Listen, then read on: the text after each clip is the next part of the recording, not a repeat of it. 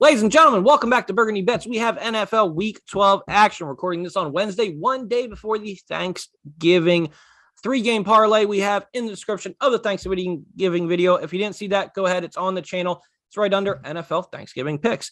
We have Daniel Lavin here at Dan_Lavin joining us. He's got that excellent little green screen background job. Very impressive. Nice work, gang. Thank you. Golf clap all around. We're hoping everybody's doing a good time here. Dan, what do you think about this slate? Are you ready for Thanksgiving, the 3 Fs, food, family, football? I'm more than ready. It's one of my favorite holidays. Can't wait to get it. It absolutely is. Cheers. Well, let's not waste any more time. Let's get right into the action here. For the 1 o'clock slates on Sunday, we're going to kick it off with the first game it's a heavyweight matchup. We have the Tampa Bay Buccaneers traveling to Indianapolis to play the Colts. This line opened up Buccaneers -3 and has gone down to Tampa -2.5 on some books. So that 3 is still out there if you would like it. Majority of the cash and tickets, little 65-69% split on Tampa Bay Buccaneers. The Colts, they're just rolling right now. Possibly be the hottest team in the National Football League right now. And I don't think anyone could argue that with you. Interesting note here. The Colts have 2 losses in their last 8 games. 2 of those losses were in overtime. It's entirely possible with a ball bounce one way or the other way that the Colts could be on a 8-game winning streak right now. As far as the Tampa Bay side, they dismantle the Giants in home on Monday Night Football. That was a great game to watch. We all know Tampa Bay is not the same team on the road as they are at home. Tampa Bay 0-5 ATS against the spread on the road this year. Do you think they're going to cover this spread here, win on the road in Indianapolis? What's your thoughts at? This does have one of the higher totals of the week. This total opened up at 51.5 and is now already gone to 52.5. Did miss the line there, but could this be a shootout? What are your thoughts here, Dan, with Tom Brady leading the reigning defending champions into Indianapolis, where they'll be greeted by Jonathan Taylor, Carson Wentz, and the Colts? I'm very excited for this game. I think it's going to be an incredibly entertaining game. Originally, when I looked at this line, I didn't have a move either way on the spread, but I was thinking the under might be in play. However, then when I go through back some of these Buccaneers games, they're just putting up points after points. I mean, they're at, between 25 and 30 for almost every game that they've played so far this season. The Colts obviously have been putting up a ton of points also. I think I'm probably going to stay off this game just because it's going to be a hard one to predict, but it should definitely be entertaining. Yeah, no, it is. If for myself at least, it is the second hardest game on the slate to cap. I don't know if there's going to be many tickets on this game. Is Vita Vea, the stud defensive tackle for the Tampa Bay Buccaneers? He, I believe, is maybe one of the few DTs in the league that could pose a problem to stop Jonathan Taylor and that elite Colts offensive line. We just saw him run through the Bills. They had the second-2 rush defense in the league in yards per carry allowed. Didn't matter. The guy went insane. I think that's a big key piece for Tampa Bay. We know they should be able to score. It's just these trends, Tampa, just a terrible team away from Tampa Bay, 0-5 ATS, 2-3 straight up. Just a completely different team, but you got to know Tom Brady's probably heard about that. He's going to have these guys ready to roll. This is, it could be a potential Super Bowl matchup. Tampa Bay from the NFC, the Colts from the AFC. Both these teams are rolling. Something to think about. I'm not going to have a play here. Once again, guys, official picks will be in the description of the video. I'm coming off a 7-4 week. I think Dan went 2-3, and now we have the Thanksgiving picks up as well. So let's keep it moving here. We have the Philadelphia Eagles traveling to New York to play the Giants in the NFC East showdown. Total is 45.5. Eagles laying 3, back up to 3.5, currently at 3.5. Dan, what's your thoughts on this game with this Philadelphia Eagles team running all over the first-ranked rush defense yards per carry in the New Orleans Saints? Jalen Hurts balling out. Nick Sirianni, the plant has grown. It's flourishing. It's coming to life. Giants, opposite direction. What are your thoughts here? I'm very excited for this game. I think the Eagles have been looking fantastic, obviously, and I think they continue that. Giants just fired their offensive coordinator yesterday, I believe, after that awful performance against the Bucs. I'm taking Eagles -3.5, and that's definitely going to be on my official place this week. Laying the 3.5 with the Eagles, absolutely. I don't see this as a get right spot. I don't see this as a bounce back spot. I don't see this as anything but one-way traffic by Philadelphia here. Philadelphia is quietly becoming, a talk about team. Just week 12, 13, 14, 15, if they can sustain this, make it into the playoffs, I'm not sure there's many teams that will want to go against them in that wild card round. But more importantly, Dan, every time Jalen Hurts goes out there and leads his team to a victory, has a great rushing performance, a great passing performance, that Jalen Hurts rookie card that I gave you on your birthday is just skyrocketing in value. Just wanted to throw that out there. We'll keep it moving on here. We have the Tennessee Titans going to the New England Patriots. This line, look ahead line on this game was Patriots -3, has now shot up. We're at 6.5 here. We're probably going to get to a 7, maybe even a 7.5 by kickoff. New England looks like the best defense in the National Football League. Mac Jones making great strides. The combination of Harris and Ramon Stevens in the backfield. I mean, these guys week after week are combining. Stevens was in the doghouse from that first fumble of week 1. He's now out of that. He's a clear, 1B maybe to Harris in the backfield. Weapons on the outside, not really an issue for this team. They're not asking Mac to do a lot, relying on the defense, special teams, key factors, and they're on ascension here. Meanwhile, we know the Titans have gone 8-2 this year. They have looked great, but this is a team that looks like it's reeling. Do you remember with Pittsburgh last year, how they started off 11-0, and then what they do, lose damn near every game, limping into the playoffs, and then get knocked out by the Browns? I'm having eerie feelings that's a similar situation with this Titans team. Total is an interesting spot here, only at 43.5. Not a lot of people are expecting points here. What's your thoughts here? Break it down, the total, the 6.5. What's your leans? This is a very, very interesting game. Patriots -6.5 just really surprised me. I mean, the Titans, they have not looked good. They did just lose the Texans, but they're still 8-3 in the NFL. Patriots 7-4, and I mean, they're getting 6.5 points. I thought the 3 seemed like a lot when it first came out, and with as much line movement as we've had here, I definitely want to stay off this game. I think there's something I'm missing. Maybe the Patriots come out and stomp them and really show exactly who the Titans are this week. But like I said, that 8-3 record, it means something. I don't know how they're getting that many points. Yeah, there's definitely some bias baked into that line from their recent performance, and basically beating the Saints, not covering, beating by 2 points, getting that defensive call for the roughing the passer, just kind of help them. They haven't been putting their best foot forward. We'll put it that way. So I can see why the market would be moving against them. And then we do have the noise with AJ Brown, Julio Jones. These guys are consistently hurt. I still don't know if either one of these guys are going to suit up in this game. No Derrick Henry, possibly maybe back for the playoffs. It's going to solely come down to Ryan Tannehill to lead this team. And I think that's where it is. I don't have the confidence. I would not lay this number. They also just waived Adrian Peterson, I believe. So. You know what? I saw them put Deontay Foreman in the backfield. And, this guy's got dreads and he, kind of looks like Derrick Henry, but this motherfucker ain't Derrick Henry. I mean, the 3, 4, 8, what do you have, 40 yards? I don't know. I don't understand it. I think Adrian Peterson, a great goal line back. That's somebody you need to keep in there. Guy's got a nose for that goal line, short yards, 3 yards, 2 yards, put him in there, let him punch it in. But hey, I am not a member of the coaching staff for the Tennessee Titans. I'm sure they know a hell of a lot more than I do. Thoughts on the total here at 43.5, Dan? I don't know. The Patriots defense has just been looking so good. I know you touched on that earlier, but they've been looking probably the best in the league right now. So that one's tough.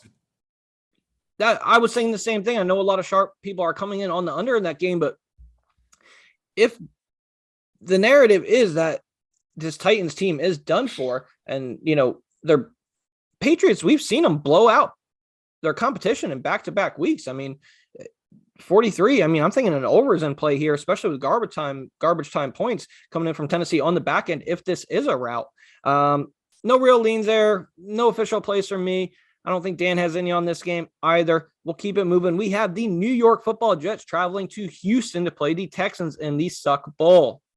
Both of these teams, we have Tennessee coming off their first win, obviously. Sorry, not first one. Coming off a win against the Titans last week, while we had the Jets drop another game. This line opened up 3, is now gone to 2.5. Total 44.5.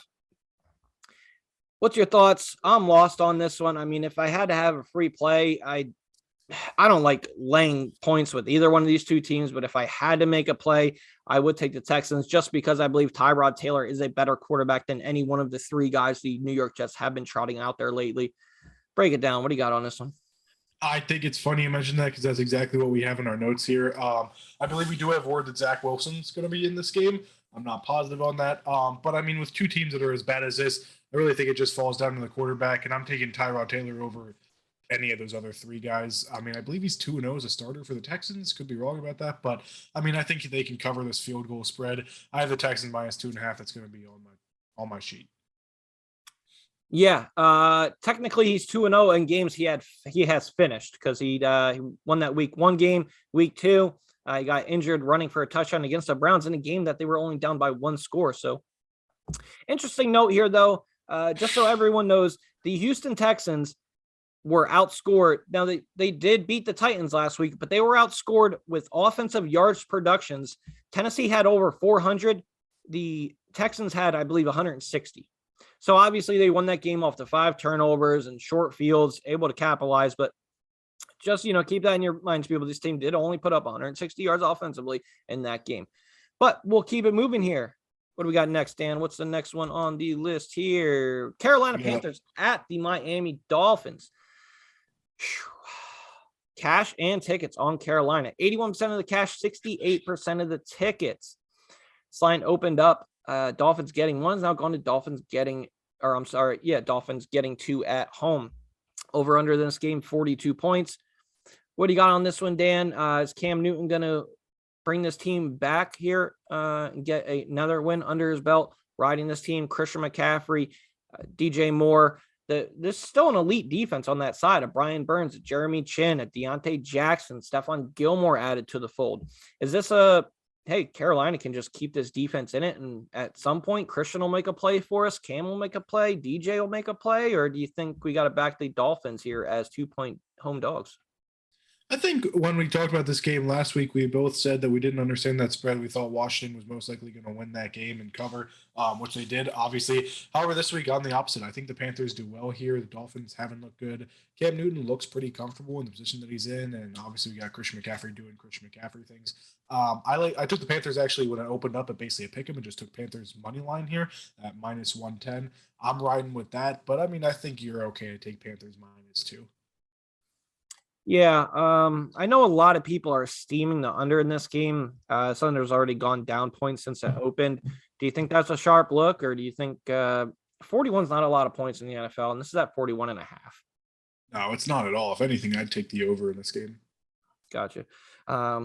Yeah, we did see both of those teams now just play under games, but 2 great defenses. I don't know. I'm split on this game. Obviously, we're going to be smashing the CMC props like we do almost every week, the guys out there on the field. Other than that, my lean would be Carolina, but nothing official yet. Once again, guys, official picks in the description below. Picks are posted every week. Just watch the video, subscribe to the channel, like it, follow, make yourself some money, eh? We have a AFC North showdown. The Pittsburgh Steelers travel to Cincinnati to play the Bengals. 44.5 is the total. And you got Cincinnati laying 4.5 at home. Division rival here. Both teams coming off wins that they needed. What do you think here? I'm sorry, not wins. Pittsburgh covered. They did not win that game. But what do you think here? Steelers, Bengals, where you're at?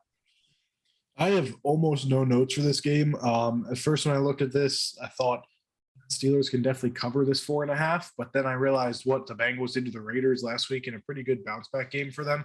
I'm most likely going to stay off this game for now. It's a tough one to predict. I think the Steelers could win this game, though. Yeah, I'm right there with you. I think a divisional matchup like this, second time these teams have played, I think this number might be a point and a half high. Not that it could matter, but if this is a 27-23 game, that hook's going to matter, and that's going to take you from covering or not covering this game. I don't know if we can back Najee props this week. I mean, it seemed as we were watching that game against the Chargers, I mean, the first drive, I think they ran the ball twice. It was just Big Ben, spread formation, 4 wide, Najee out on the side, picking up the blitzers. I don't know what's going on in Pittsburgh, but they need to get back to running the ball and running it effectively. Cincinnati riding the ship, coming off that win against the Raiders. Raiders cannot stop anyone on the ground. They are the new Chargers. They gave Joe Mixon 123 yards on the ground. I believe Joe Burrow had under 200 yard passing and didn't even need to do anything. We were talking about it before the stream. If you're for the Dallas game, the Raiders have now lost to, what was it? The Giants, the Bengals, and I think it was the Dolphins. And all three of those quarterbacks, it was the Bears with Justin Fields. All three of those quarterbacks had under 150 passing yards. You know how hard it is to win a game in the NFL when your quarterback only throws for $150 and not winning games. They had double-digit spread wins on those games. Just feel so much better about backing Dallas this week in that parlay we had. I guess that's the only point I wanted to get across. Moving on, we have the Falcons at the Jacksonville Jaguars. 46.5 is the total. We have the Falcons laying 2 on the road. Listen, I saw this line. I thought immediately, give me the Jags, give me the points. Am I crazy? No, not at all. I have Jags money line here. Okay, so we're on the same page there. Yeah, Atlanta's looked terrible. Atlanta scored, 3 points in their last 2 games, 8 quarters of football. I think that's accurate. Very bad. Very, very bad. Jaguars at home. I don't know. I'm not going to overthink this. I'm just going to play the Jags. I know a lot of sharp people are on the over in this game. 92% of the cash is on the over, while 52% of the tickets are on the under. So, I mean, that there is telling us that we should bet the over in this game, but I'm having trouble getting there. 46.5. I mean, who the hell is going to score all the points in this game? I mean, is this not, I guess it could be a 30-17 game or something closer, 30 to even 30-17 covers it. What do you think on the total here? Do you think all the cash is on the wrong spot, or do you think the over is a nice look? I personally wouldn't take the over. I don't think I could trust either one of these teams to put up 30 points. I mean, like you said, the Jags been looking better. Matt Ryan, I don't know how, but both times in the last 2 games, I'll look down at my phone for 2 seconds. I look up and he's bleeding. I don't know what the hell is going on there, but I mean, yeah, I definitely want to stay off anything talking about Falcons. Gotcha. All right. And I agree. I'm going to be on the Jags here. I don't know if I'm going to make it official, but I'll definitely be on the Jags. Jesus. 78% of the tickets on Atlanta, 95% of the cash on Atlanta, over 70 and 80% money line Atlanta. All the money is coming in on the Falcons. Next game up, we have the Los Angeles Chargers traveling to Denver to play the Broncos. Divisional matchup here, 51% of the cash on Denver, while 72% of the tickets on the Chargers.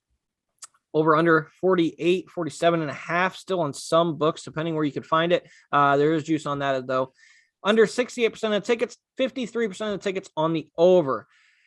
If they just let Justin Herbert open off this offense and throw the ball all around the field and run 4 wides, I think they're going to have success. The defense is terrible. So the Chargers got to get in a shootout every game. I feel like this is an over team going forward, just to back them in over spots. The defense, I talked about how bad their rush defense was, but Jesus, that passing defense now looks like a good spot for teams to exploit as well. As far as the Denver side of things, they do have a 2-headed monster running the ball with the rookie Williams and Melvin Gordon out of the backfield. They did just re-up Cortland Sutton and Tim Patrick to big deals on contracts. Jerry Jeudy's still there. Noah Fant's under contract. I think they're doing all that to make a position to go get a veteran quarterback after the end of the year, like a Aaron Rodgers or a Russell Wilson or someone like that. But for this game right now, with the roster that they have, I never like laying the points with the Chargers, and I sure don't like laying more than 2 just because their special teams is awful, and I feel like you could have a missed extra point at any time. The Chargers don't really put away opponents. They just play up to level or condition. They're always in close games, but I feel like if you're going to make a play here, it has to be the Chargers laying 2 in the hook. What are your thoughts? My notes consist of 3 words on this game, and those 3 words are Chargers smash it. So I'm taking Chargers minus 2.5. It's going to be an official play for me. I think they definitely come out on top here. Yeah, no, it seems like the only way to go. And yeah, the tickets are signing your way there. So we got an official play on the board here with that Dan_Live, and he's riding with the Chargers minus the 2.5. Dan, I do want to apologize. I just noticed that I was bouncing around on these games on you. I told you one way we were going to go, and I kind of was bouncing from the sports book and the focus sheet. But moving on, we have the Minnesota Vikings traveling to San Francisco to play the 49ers. This line opened up San Francisco laying 3 at home. Some books are giving you the 3 and you got to lay the hook, but majority of this is just keeping it at 3.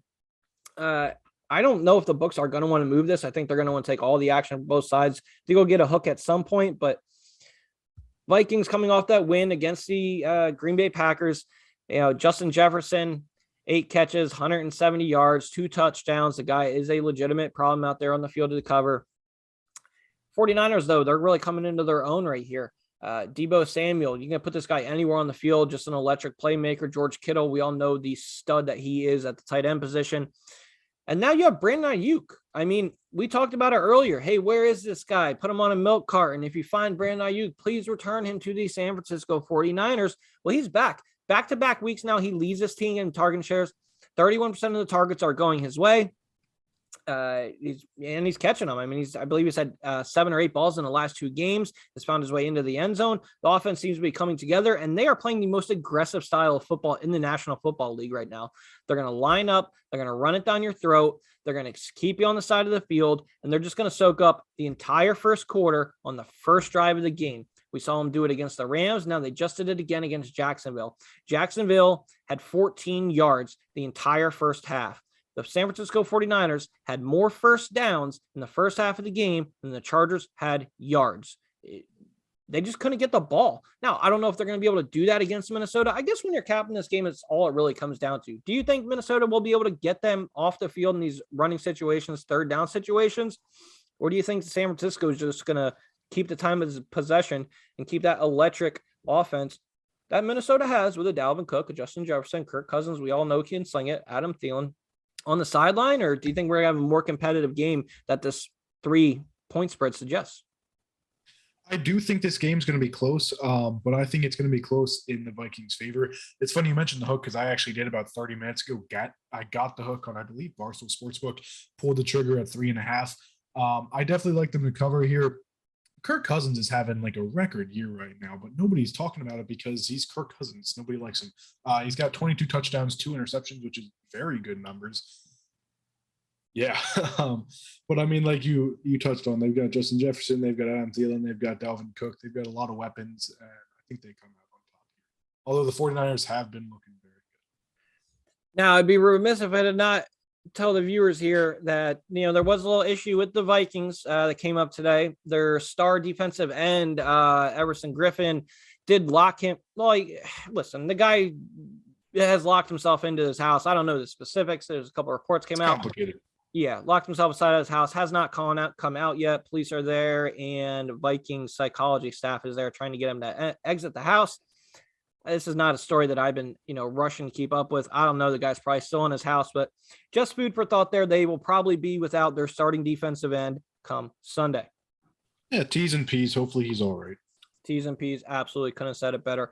Hopefully he still gets a great, Thanksgiving experience with his family or, whatever happens over the next 24 hours here with him.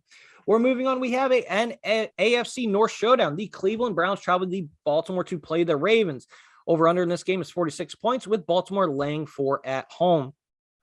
Cleveland coming off, in my opinion, second worst performance of the year in a win, beating the Lions by 3. They scored 13 points in the first half and then did not score another point and were lucky to win that game by the 3 that they won it at. Baltimore, on the other hand, no Lamar Jackson, no problem. They go into Chicago, they get a win that by the time kickoff came, that game was a pick'em. I thought the Bears could win that game outright without a Lamar there. Huntley came in, was serviceable. Their defense played great. We know Justin Fields got knocked out of that game. The Red Rifle came in. None of any of that stuff mattered. John Harbaugh had that team coached. They came out correctly. Matt Nagy looks like he was on the way out. The reports are now that he's going to be out against the Lions after the game's over, whether they win or not. But all that's here nor there. This is AFC North football. What's your thoughts, Cleveland at Baltimore? I honestly don't have a lean either way in this game. If I absolutely had to take a pick, it would probably be Ravens minus 3.5. But I mean, this is a divisional matchup. These teams know each other. And I think I'm just going to stay off of it. Yeah, if I have a lean, I will take the Ravens, lay the 4. I just think Cleveland is so beat up right now. This team really needs to get to their bye, heal up, and just try to make a run at this thing to stay in the hunt. I mean, you brought it to my attention that Cleveland plays Baltimore this week. They have their bye week, and then right after they host Baltimore. So I think this is a classic spot where Cleveland drops this game by at least a touchdown, gets their bye week, and then wins, and they split the series 1-1 on the year. So my play is going to be the Ravens in this game. I'm not going to pull the trigger until I'm 100% sure Lamar Jackson is starting in this game, but you would think he's going to. It still says illness questionable, but we'll see if he gets out there and suits it up for the Baltimore Ravens. Now, probably the best football game on the slate. We have the Los Angeles Rams traveling to Green Bay to play the Packers. This line opened up Green Bay -1, and on my books, I'm showing it's now Rams -1. It's basically a pick 'em anywhere you're going to find this game. Couple key notes here.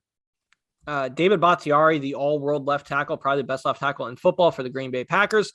They still don't know if he's going to play for this game. His backup that came in got hurt and is out. They're on their third string left tackle. They're all Jesus, I can't talk.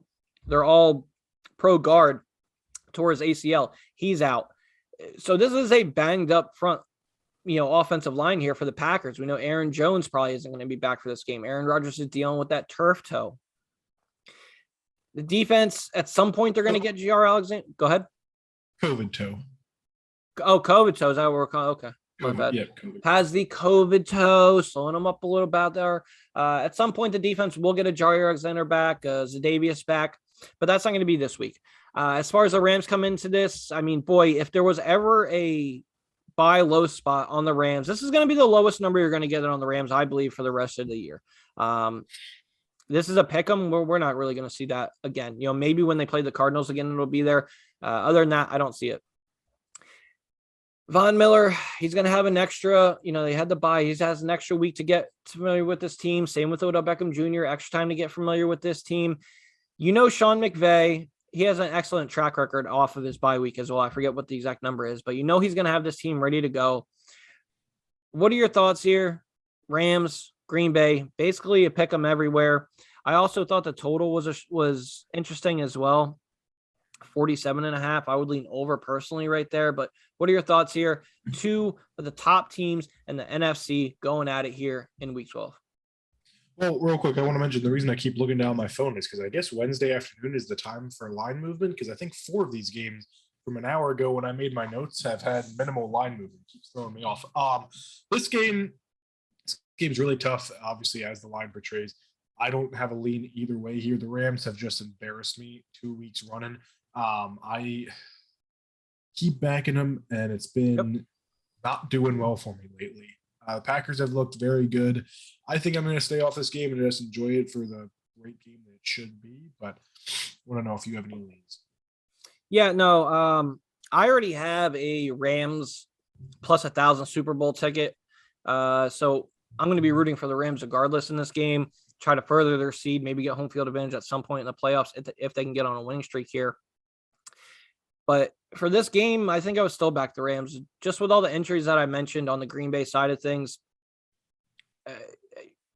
Listen, they're not they don't need the game as bad as the Rams do. The Packers have a firm grasp over this division, even losing to the Vikings. Meanwhile, the Rams, I mean, they're going punch for punch with the Cardinals. I mean, they can't afford to lose a game, especially any 3 in a row. Jesus. And Stafford, he's going to have to play better.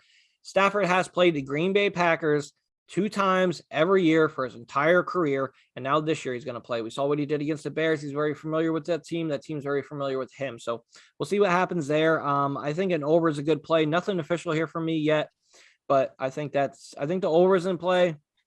And if I had to make a pick on a side, it would be on the Rams. Now we have Monday Night Football. The Seattle Seahawks travel to Washington to play the football team. 82% of the cash and 75% of the tickets are on the football team. And I can't blame them. This Seattle Seahawks team looks terrible.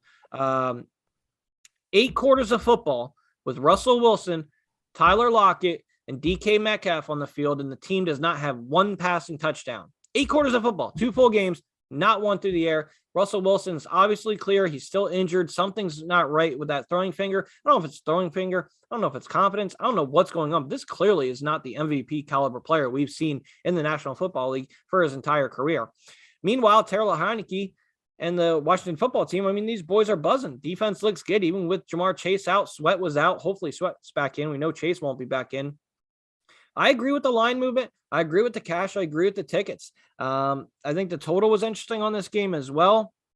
Dan, what are your thoughts here? We're going to total of 47.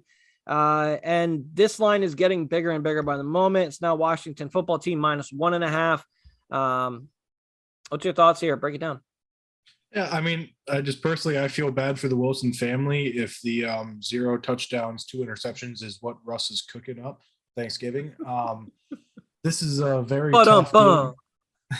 This game, I agree with you. If anything, I'd have to follow the tickets and the money and take Washington -1. I think I'm just going to stay off it though. This game's going to stink. I don't think this is going to be a good game at all. Which is worrying because it is the Monday Night Football game, which means I will be watching it. All right, guys. Official plays will be in the description below. Once again, the Turkey Day video is on the channel. That video's got a lot more energy than this one did. Apologize a little bit about it for it. But we're going to make some money. Official plays will be in the description of the video below. We're on Burgandy at rburgandy88, and that's Dan Lavin at Dan_Lavin. You can see that gorgeous background he has that has it spelled out all there for you. Go ahead, guys. Give the video a like, sub to the channel, drop videos every single week, going over the full slate, picks against the spread, totals, overs, unders, player props. Player props are always going to be added. Check back Saturday night, Friday night. That's basically when you want to do it because come Sunday, all the value's gone. The guy that you could have got at over 70 yards is now pushed to over 76 yards. Most of the time it's the case. Check in there, watch the videos. Dan, what do you got for the people? Wednesday night, ready for Thanksgiving? Ready for some football? Absolutely. How confident do you feel in our three-leg Thursday Thanksgiving football parlay? I mean, we don't throw the L word around here, but I'm very confident. Very confident. I'd be leaning there. For those of you who do not know what the parlay is, it is available. We got plus 244. It was. Now, we made this parlay on Tuesday, I believe it was. So lines obviously are changing a little bit. It was Dallas Moneyline, the Bills -1.5, and the alt spread Bills was -1.5. Dallas Moneyline alt spread Bears Lions under 44.5. You could have got that at plus 244 on BetMGM. I know Dan had some more stones than me. He just took the under 41.5 in that Bears Lions game. I believe he got a plus 288. That is the Thanksgiving parlay. Go ahead, pay yourself for the turkey. Go Black Friday shopping with that when that one hits. And if it doesn't, hey, just watch this video and we'll get it back on Sunday, right? Thanks for watching. Dan, anything else you got for anybody? Nope, that's all I got. I mean, that parlay, we've already had some positive line movement towards our way. So if that doesn't tell you we know what we're talking about, I don't know what does. Good line there. It's a good line there. Just to end the video quick here, obviously official plays will be in the description, but you were on, what were you on here? I've got a few this week. I think I've got 4 or 5 of them.